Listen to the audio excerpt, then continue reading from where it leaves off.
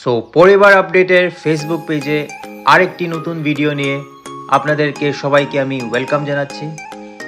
যারা প্ল্যান করছেন থাইল্যান্ড যাবেন, পাতায়াতে স্টে করবেন, তারা নিশ্চয় একবার এই হোটেলটা দেখে নেন। হোটেলের নাম দ্য সিজন পাতায়া।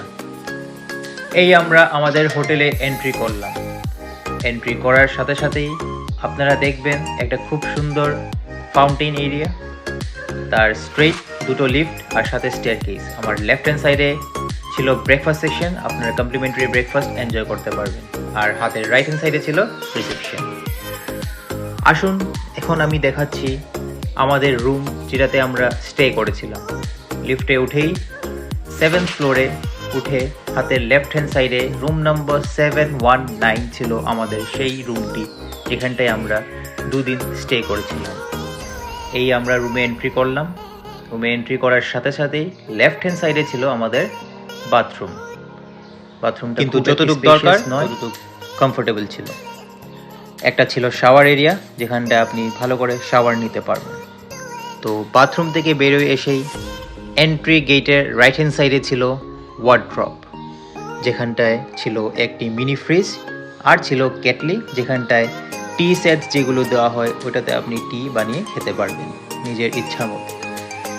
যেটা আমি ভিডিওটা সেকেন্ডে শ্যুট করছিলাম, তাই জিনিসগুলো অল্প মেসি হয়েছিল। তো এই ভিডিওটা আমি নিয়েছিলাম just after coming from coral island. তো ড্রেসটা ওই আইল্যান্ডের ড্রেসই ছিল।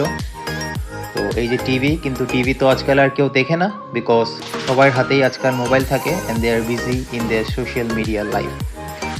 তো এই যে চ্যানেলস ছিল, তো কোয়াইট ডিফারেন্ট ফ্রম ইন্ডিয়া।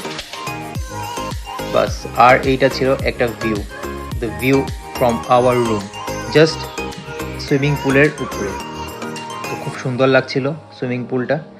এই যে নিচে আমাদের সাথে যে ট্রাভেল করছিল ওই ছেলেটা সুইমিং করছিল।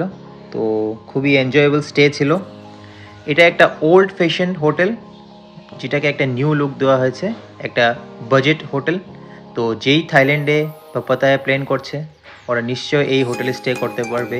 It's a budget friendly hotel. তো খুব এনজয় হলো পাতায়াতে। আরও আমি ছোটো ছোটো ক্লিপস, ছোটো ছোটো ভিডিও, ইনফরমেশন বলা যায়, যেগুলো আমার কাছে আছে, আমি নিশ্চয় আমার এই পরিবার আপডেট ফেসবুক পেজে নিশ্চয় আপলোড করব, যাতে যারা ভিজিট করছেন Thailand, Pattaya, Bangkok, Malaysia, Kuala Lumpur, ওরা অল্প আপডেট পেয়ে যায় কি কোনখানে থাকতে হয়, কোন জায়গায় গেলে ইন্ডিয়ান ফুড পাওয়া যাবে, অ্যান্ড এভরিথিং।